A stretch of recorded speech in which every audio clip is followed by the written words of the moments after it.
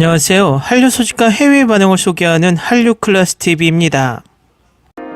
오늘은 자신이 좀 더 한국적이 되었다고 느낀 적이 있습니까? 란 게시글이 해외 토론 게시판 레딧에 올라왔는데 이 게시글과 게시글에 달린 영어권 반응까지 살펴보겠습니다. 이 게시글과 해외 반응을 보면 문화적인 동화라는 것이 얼마나 깊게 빠질 수 있는지 단적으로 알 수 있습니다. 어느 나라의 문화가 다른 나라에 퍼지기 시작할 때 가장 마지막에 침투하는 것은 바로 그 나라의 의식주 중 식이라고 합니다. 그 나라 사람들의 입맛을 사로잡기 시작하면 전파된 그 나라의 문화는 거의 정착 단계라고 하더군요. 과거 한국 문화는 최초에 몇몇 K-영화가 국제적으로 두각을 보이다 K-팝 또는 K-드라마로 활성화되었고 그 K-팝과 K-드라마에 나오는 스타들이 입는 K-패션에서 스타들이 먹는 음식까지 주목받기 시작했습니다. 그리고 2023년 한류 현황 보고서에 따르면 한국 문화 중 가장 많이 소비하는 장르가 K-팝도 K-드라마도 아닌 K-푸드라는 재미있는 자료가 나왔습니다.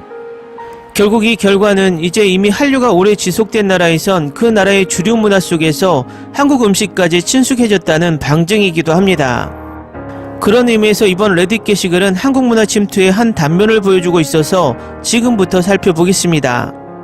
한국에 거주하다 또는 여행을 하고 고국으로 돌아가신 분들 조금 더 한국 사람이 된 것 같은 순간이 있었나요?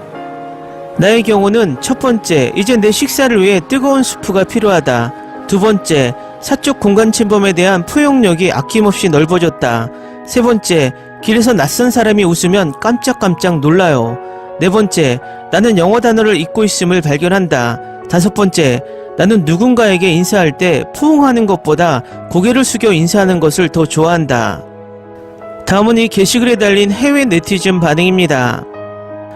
24시간 편의점에서 5분 이상 떨어져 있다는 생각에 두렵습니다. 나도 밤에 폭식하는 걸 지금도 조절하기 힘들어. 내 한국 친구들은 그걸 슬세권이라고 부른다. 슬리퍼 신고 편안하게 갈 수 있는 가까운 거리로 모든 편의점은 슬세권 안에 있다. 지금 유럽에 있는데 미국이나 아시아처럼 편의점이 여기도 있었으면 좋겠다. 유럽 어디인지는 모르겠지만 그곳에 편의점이 생기면 잘 될 것 같아. 난 미국 교회에 사는데 여기서는 음료나 과자를 사려고 하면 운전해서 웰마트까지 가야 해. 그럴 때마다 진짜 한국에 돌아가고 싶어. 미국에 있을 때 난 차도 없어서 밤 8시 이후에는 노트북 말고 다른 것을 할 게 없었어. 가끔 밤에 산책했는데 너무 무서웠어. 편의점까지 5분 이상 걸리면 안 된다. 5분 거리에 2개에서 3개는 있어야지. 여러 브랜드의 편의점으로. CU, 미니스톱, 세븐일레븐, GS25C. 지난번에 집에 갔을 때 식탁에 음식을 보고 이게 다야? 다른 반찬은 어디 있어? 라는 생각이 들었다. 나도 비슷한 경험이 있어. 식탁에 좀 더 많은 반찬이 없으면 뭔가 이상해. 난 반대로 느꼈는데 고향에 들어갔을 때 식당의 음식의 양에 놀랐어. 설탕 음료가 가득하고 감자튀김도 잔뜩. 우리가 비만 문제가 많은 것은 당연한 거였어. 그래도 난 캐나다에서 와서 남쪽보다는 심각하지가 않아. 나도 캐나다 사람인데 미국 사람들은 진짜 많이 먹어. 예전에 미국에 갔을 때 아침을 먹으려고 식당에 갔는데 미국 노인들도 엄청난 양의 와플을 먹더군. 어떤 일이든 기다리는 시간에 대한 내 생각이 확실하게 바뀌었어.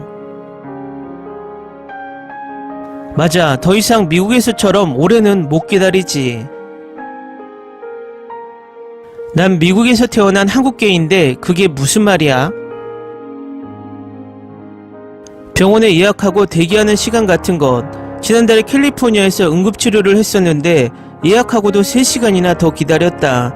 그렇게 바빠 보이지도 않았는데 너무 행정처리가 느렸어. 반면 비슷한 병으로 서울에서 병원을 갔었는데 15분 안에 치료를 받았고, 그리고 식당에서의 계산이나 관공서의 행정처리도 한국이 훨씬 빨라.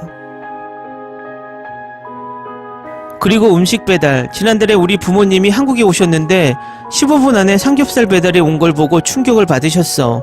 15분 후에는 빙수까지. 팁을 안 준다는 것에도 놀랐고. 빙수도 배달해줘? 그럼 드라이 아이스와 같이 오는 건가? 빙수, 아이스크림, 젤라토 등 드라이 아이스와 함께 모든 것이 배달된다. 한국 진짜 편한 듯. 나도 빨리 가보고 싶어. 7월 말에서 8월 말까지는 오지 않는 걸 추천해. 그때는 매우 덥고 습해. 9월, 10월, 11월이 가장 좋아. 어떻게 배달이 그렇게 빠른지 정말 궁금하다. 미국보다 땅이 작고 인구도 적으니까 배달, 예약, 교통 측면에서 훨씬 유리하지. 맞아, 미국이 따라하기는 힘들어. 물론 아마존 배송이 잘 되어 있기는 하지만 음식 배달 같은 경우는 차원이 달라. 나도 더 이상 편의점의 편리함을 벗어나서 살기 힘들 것 같아. 그리고 영어 단어도 가끔 잊어버리고 영어 쓰다 보면 문법이 맞는 건지 헷갈리기도 해. 그게 바로 나야. 서울에 정착하기 전에 시골에 살아봤어야 했는데 이제 시골에 살면 불편해서 오래 있을 자신이 없어. 고향에 돌아갔을 때 식당에서 고개 숙여서 인사하는 걸 멈추는데 시간이 좀 걸렸어. 혹시 음식값 낼 때 왼손을 오른손 밑에 놓고 공손하게 돈을 내지 않아? 완전 습관이 되어서 계속 그렇게 하고 있어. 자랑하려는 건 아닌데 젓가락으로 마늘을 잡으니까 완전 한국 사람 다 되었다는 말까지 들었어. 농담이고 진짜로 한국 사람 같다고 느낄 때는 첫 번째, 기름진 음식을 먹을 때는 매운 음식이 필요하다. 두 번째, 반찬이 있어야 한다. 세 번째, 아이스 아메리카노. 마늘 조각은 젓가락 훈련에 도움이 되겠지만 진짜는 도토리 묵이야. 도토리 묵에서 난 포기. 그건 그냥 숟가락으로 먹어. 아이스 아메리카노 진짜 그립다. 내가 사는 곳에는 아이스 아메리카노가 없어? 중부 동부 유럽에서는 대부분 아이스 아메리카노를 먹지 않아. 그래서 직접 만들어 먹어야 해. 한국에 14년이나 있었고 지금은 대학원에서 공부하고 있어. 매일 한국어로 말하고 한글을 읽으니까 많은 영향이 있기는 해. 더 이상 미국의 방식에 익숙하지가 않아. 14년이면 짧은 기간이 아니네. 근데 어떤 공부를 하고 있는데? 한국 현대문학, 특히 식민지 시기의 소설을 공부하고 있어. 와, 멋질 것 같다. 그 시대 문학 작품 중에서 추천해줄 만한 것이 있어? 이상의 날개는 1937년에 나온 한국의 고전이야. 영문으로도 번역돼 있어. 한국에 20년 이상 살아서 이제는 완벽하게 적응해 버렸어. 행복하고 만족스러운 삶을 살고 있어.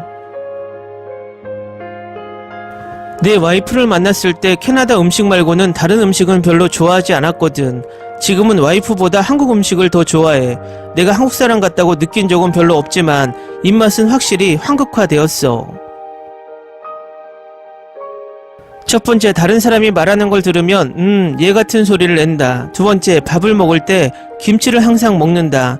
세 번째, 국이 아닌 경우는 젓가락을 많이 사용한다. 네 번째, 사우나가 너무 그립고 공중 목욕탕 너무 가고 싶다. 다섯 번째, 토요일 밤 늦게 컵라면이 항상 먹고 싶어진다. 처음 한국 공중 목욕탕에 갔을 때 진짜 문화 충격이었는데, 그런데 일단 익숙해지니까 너무 좋다. 냉탕, 온탕 왔다 갔다 하고 식혜 같은 시원한 음료도 먹고. 댓글 반응 잘 보셨나요? 댓글 반응을 보게 되면 정말 요즘은 외국인들이 한국 최신 트렌드를 한국인보다 더 빨리 적응하는 것처럼 보입니다. 특히 음식과 한국의 사회 시스템에 극찬을 하며 적응하는 모습은 인상 깊습니다. 재밌게 잘 보셨나요? 여러분의 구독, 좋아요, 댓글, 알람 설정은 컨텐츠 제작에 큰 힘이 됩니다. 그리고 항상 하시는 일마다 대박 나시고 행복하시길 바랍니다.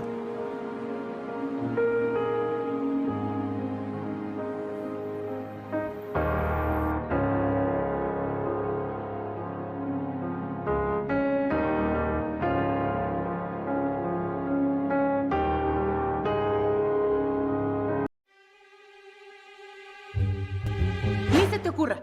Olvida el ganso y los tomates. No hables de las ballenas. No es un acuario. No actúes como tonta. Que eras una genio. ¿Sí? No vayas a presumir, a la gente no le gusta eso. Y no digas cosas sin sentido. Y bueno, ¿terminamos? Hasta pronto. Abogada, tengo mucha curiosidad por conocerla.